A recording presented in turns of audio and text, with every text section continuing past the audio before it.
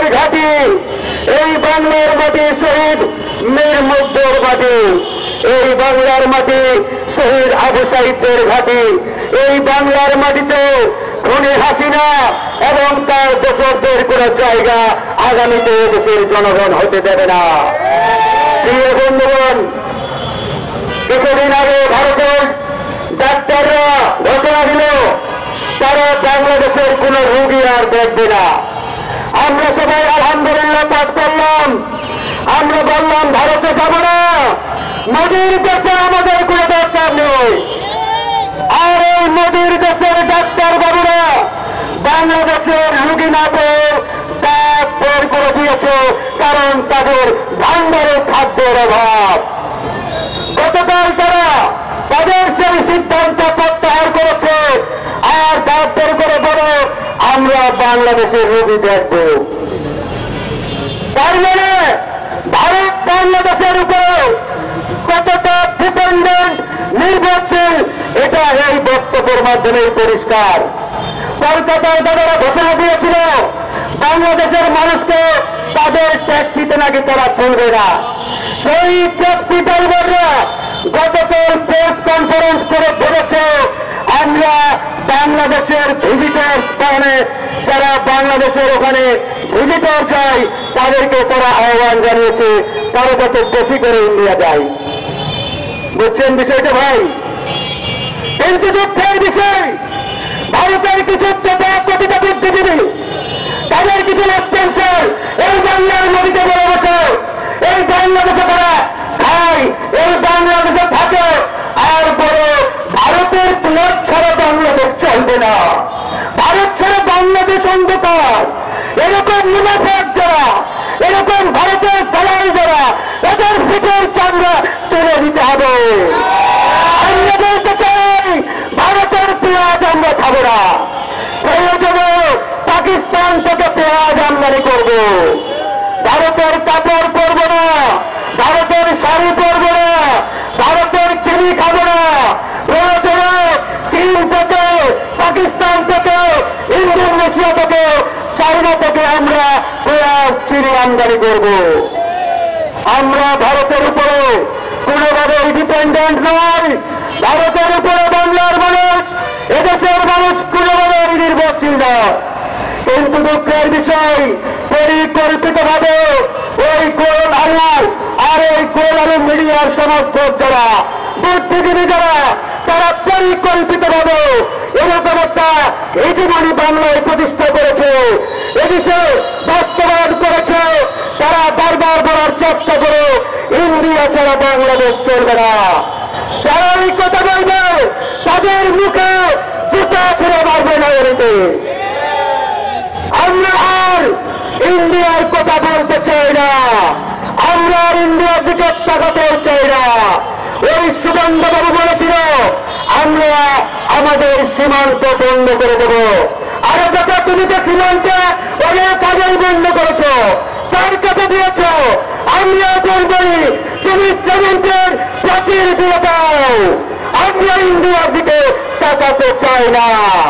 ইন্ডিয়ার দিকে তাকালে গোমূত্রের গন্ধ পাই, গোবরের গন্ধ পাই। আমরা এই গোবরের গন্ধ শুনতে চাই না। ভাইরা আমার, প্রচার পরিষ্কার, শুধু ইন্ডিয়াকে প্রচার করলে হবে না। ইন্ডিয়ার দলালেরা, রয়ের এজেন্টরা এই সরকারের দানে সামনে পিছনে বসা রয়েছে। এই সরকারকে বলেছি, গত পরশুদিন ডক্টর মোহাম্মদ ইউনূস আমাদের ডেকেছিলেন, তার সেই জাতীয় ঐক্যের ডাকে আমরা উপস্থিত হয়েছিলাম। আমরা তাকে স্পষ্ট করে বলেছি, আপনি ভারতের বিরুদ্ধে, আগ্রাসনের বিরুদ্ধে আমাদেরকে ঐক্যবদ্ধ হতে বলছেন। ভালো খবর, সুখের খবর, একই সাথে আপনার উপদেষ্টা পরিষদ থেকে রয়েছেন ভারতের দালালদের বহিষ্কার করতে হবে। আপনি আপনার দলে দলে ভারতের দালালদের প্রমোশন দিয়ে বড় বড় চেয়ারে বসাবেন আর জাতীয় ঐক্যের কথা বলবেন। এই জাতীয় ঐক্য বাংলাদেশে কার্যকর হবে না।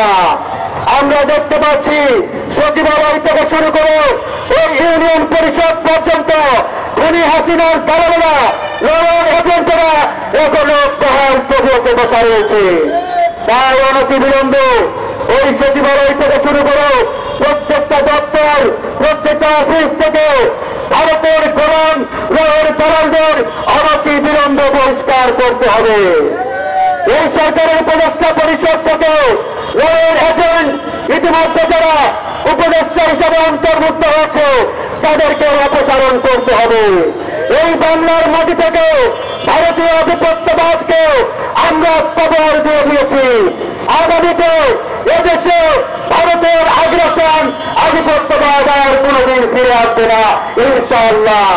আমরা গণ অধিকার পরিষদ ভারতীয় আধিপত্যবাদ আগ্রাসনের বিরুদ্ধে আমৃত্যু আমাদের এই লড়াই, এই সংগ্রাম আমরা চালিয়ে যাব ইনশাআল্লাহ। কোটি টাকার বিনিময়ে ভারত যদি বলো, ভারতের দালালরা যদি বলো এই বাংলাদেশের অর্ধেকটা তোমাদেরকে দেওয়া হবে, তারপরে ভারতের কাছে মাথা নত করবো না ইনশাআল্লাহ। এই লড়াই, এই মাতৃভূমিকে লড়াই, এই লড়াই এই বাংলার মানুষকে, এদেশের স্বাধীনতা সার্বভৌমত্বকে রক্ষার লড়াই। এই লড়াই চলছে, এই লড়াই চলবে। এই বছর বক্তব্য রাখবেন ডক্টর মোস্তাফিজুর রহমান ইরান। গণ অধিকার পরিষদ আয়োজিত আগ্রাসন বিরোধী গণমিছিল পূর্ব সমাবেশের সভাপতি, গণ অধিকার পরিষদের আহ্বায়ক কর্নেল মিয়া মশিউজ্জামান, উপস্থিত সদস্য সচিব সহ বিভিন্ন পর্যায়ের নেতৃবৃন্দ, সাংবাদিক বন্ধুরা, আসসালামু আলাইকুম। আমি শুরুতেই অন্তর্বর্তীকালীন সরকারের প্রধান উপদেষ্টা ডক্টর মোহাম্মদ ইউনূসের আহ্বানে সম্প্রীতি, সাম্প্রদায়িক সম্প্রীতি সুরক্ষা এবং ভারতীয় আগ্রাসন মোকাবেলায় জাতীয় ঐক্যের আহ্বানে বাংলাদেশ লেবার পার্টির পক্ষ থেকে সংহতি প্রকাশ করছি।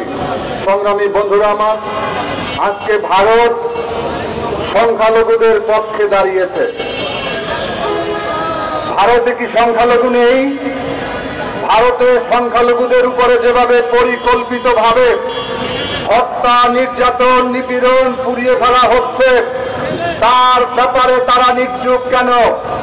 আমরা দেখেছি আসাম থেকে মুসলমানদেরকে বিতরণের জন্য তারা বিভিন্ন পদক্ষেপ নিয়েছে।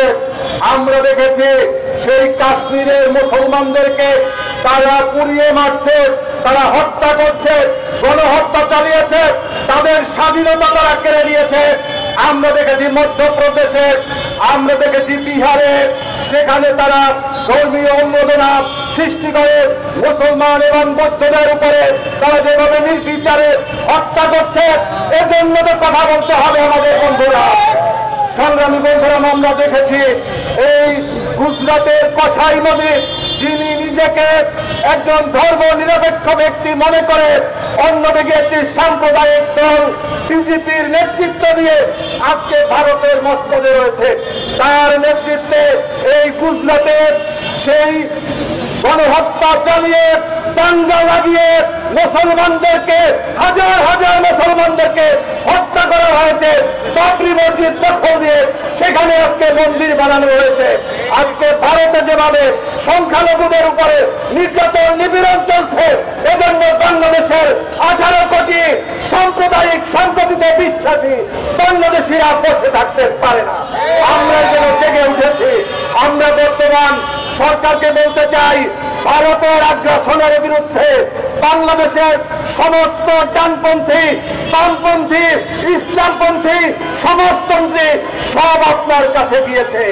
আওয়ামী লীগ এবং আওয়ামী লীগের দোসর খুনি জাতীয় পার্টি ছাড়া বাংলাদেশে অন্য কোন দল আর আওয়ামী লীগ এই ভারতের পক্ষে আর কেউ নেই। আওয়ামী লীগ তো পালিয়ে গিয়েছে, শেখ হাসিনা পালিয়ে গিয়েছে, সাথে সাথে বাংলাদেশে যে সমস্ত 26 লাখ ভারতীয়রা এখানে অবস্থান করেছে, পুলিশ বাহিনী সহ বিভিন্ন বাহিনীতে যারা নামে বেনামে তারা চাকরি নিয়েছে, তারা কিন্তু পালিয়ে গিয়েছে। আমরা দেখেছি পুলিশের অসংখ্য পুলিশ সদস্য তারা চাকরিতে তারা যোগদান করেনি। তারা যোগদান করবে কিভাবে? তারা তো ভারতীয় নাগরিক ছিল, আজকে দেশপ্রেমিকরা ক্ষমতা দখল করার কারণে ভারতীয় সেই সমস্ত তারা আজকে পালিয়ে গিয়েছে। আমি আজকে এই সভা থেকে বলতে চাই, রিজভী আহমেদকে ধন্যবাদ জানাতে চাই। আপনি যেদিন চাদর পুড়িয়েছিলেন এদেশের মানুষের হৃদয়ে অবস্থান করেছিলেন। জানি না কেন সেদিন চাদর পোড়ানোর পরে আপনাকে তোপের মুখে পড়তে হয়েছে। এখন আবার আপনি শাড়িতে আগুন দিয়েছেন। এটাই হচ্ছে বাংলাদেশের মানুষের চিন্তা, এটাই হচ্ছে মানুষের বিশ্বাস। বাংলাদেশের মানুষ বিশ্বাস করে ভারতের গোলামির জন্য 1971 সালে এবং 5ই আগস্ট 2024 সালে বাংলাদেশ নতুন করে স্বাধীনতা অর্জন করেনি।